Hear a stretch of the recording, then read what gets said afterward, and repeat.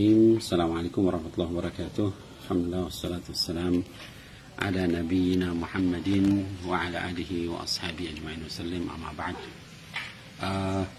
Anak-anakku sekalian, jamaah majelis Rasulullah SAW dan juga para pencinta Sayyidina Muhammad SAW dimanapun berada.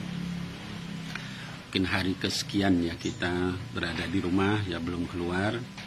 Ya, dan sebagaimana himbauan ya kepada seluruh jamaah majelis Rasulullah SAW khususnya di Jakarta ya dan di daerah-daerah yang rawan yang terpapar ya oleh COVID-19 ini, kita masih berada di rumah insya Allah ya. Kita berada di rumah karena kita taat kepada al-ulama ya, dalam hal ini adalah Majelis Ulama Indonesia ya, juga difatwakan oleh guru mulia kita Habib Umar bin Hafidh ya, kemudian juga fatwa-fatwa dari majelis-majelis ulama yang ada di berbagai negara ya. Majelis Ulama Saudi memfatwakan begitu, Al-Azhar juga memfatwakan begitu, Brunei begitu, Malaysia begitu. Jadi insya Allah kita taat kepada para ulama karena itu adalah fatwa kolektif ya, fatwa jama'i bukan perorangan. Jadi jangan kita kemudian terpengaruh dengan fatwa 1-2 orang gitu yang menyatakan begini dan begitu, kita ikut ijma ya. Kalau sudah sekian banyak ya dari berbagai negara kumpul berfatwa, itu sudah bisa dinyatakan sebagai tingkat ijma ulama ya, kesepakatan dari para ulama. Karena mereka berbeda negara ya, kemudian juga orangnya berbeda tapi fatwanya sama, maka itu bisa dihitung ijma. Jangan kita kemudian mukhalafah atau berbeda dengan ijma. Kemudian juga kita berarti taat kepada waliul amri ya. Waliul amri itu taat kepada waliul amri juga wajib ya, taat pada pemerintah itu wajib. Pemerintah juga sudah memfatwakan seperti itu, jangan kemana-mana, maka insya Allah kita berada di rumah ya pada saat ini antum sekalian. Nah, anak-anakku sekalian, saya juga ingin menyampaikan karena ada banyak yang bertanya kepada saya, bukankah itu berarti kita nggak takut sama Allah, takut sama virus corona ya? Kenapa kita harusnya kan takut sama Allah? Ini pemahaman yang salah luar biasa ya anak-anakku sekalian. Di dalam masalah syariat ya, bahwa namanya khauf ya atau rasa takut itu ada 2 jenis ya. Ada yang disebut dengan khauf tabi'i atau rasa takut yang tabi'i yang memang manusiawi gitu ya. Itu dibenarkan oleh syariat ya. Dan ada pula yang disebut dengan khauf yang syar'i ya. Jadi khauf syar'i ini adalah khauf yang dilarang atau khauf yang dilarang atau ditiadakan oleh syariat. Nah, anak-anakku sekalian, terkait dengan khauf yang tabi'i adalah misalnya kita takut sama ular ya. Takut sama ular itu bukan berarti kemudian kita nggak percaya sama Allah, bukan ya. Tapi karena kita tahu ular itu berbahaya, kalau kita dekati dia akan mematuk kita ya, kemudian terus bisanya menyerang kita ya, itu khauf yang tabi'i dan itu tidak salah. Kita takut sama harimau bukan takut kita syirik ya atau kafir kepada Allah, enggak takut sama Allah, bukan. Karena harimau itu bahaya begitu ya. Itu khauf yang tabi'i ya. Adapun khauf yang syar'i adalah kita khauf yang istilahnya ta'zim. Jadi khauf yang mengagungkan. Kita takut kepada sesuatu lalu kita sampai mengagungkan sesuatu itu ya, sama dengan pengagungan kita kepada Allah. Nah, itu khauf syar'i, itu dilarang, itu yang nggak boleh gitu. Kita pokoknya percaya luar biasa sama corona sehingga kita nggak percaya sama Allah, kita lebih takut sama corona dibanding takut sama Allah. Nah, itu baru khauf yang syar'i gitu ya. Kalau kita khauf karena berjaga-jaga, karena itu adalah hal yang yang membahayakan kita, itulah yang diperintah malah sama Allah Subhanahu wa taala ya.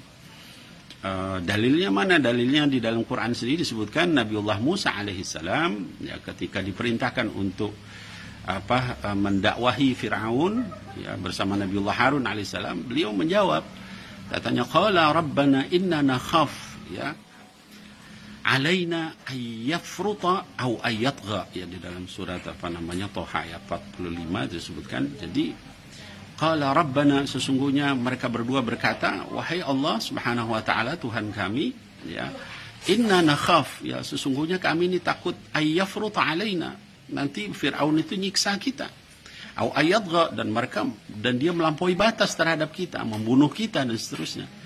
Apa kemudian berarti Nabiullah Musa itu syirik?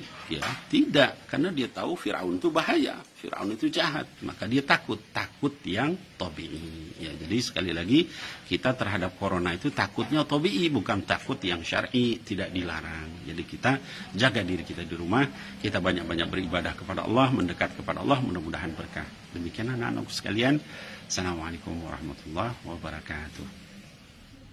Assalamualaikum warahmatullahi wabarakatuh. Sahabatku sekalian, hari ini hari Rabu tanggal 8 Maret 2020, menyimak begitu banyak polemik tentang sholat di rumah. AA, pimpinan Darut Tauhid dan seluruh jajaran Darut Tauhid memutuskan untuk sepenuhnya mengikuti fatwa Majelis Ulama Indonesia. AA dan keluarga sudah sholat di rumah dan semua juga dianjurkan sholat di rumah.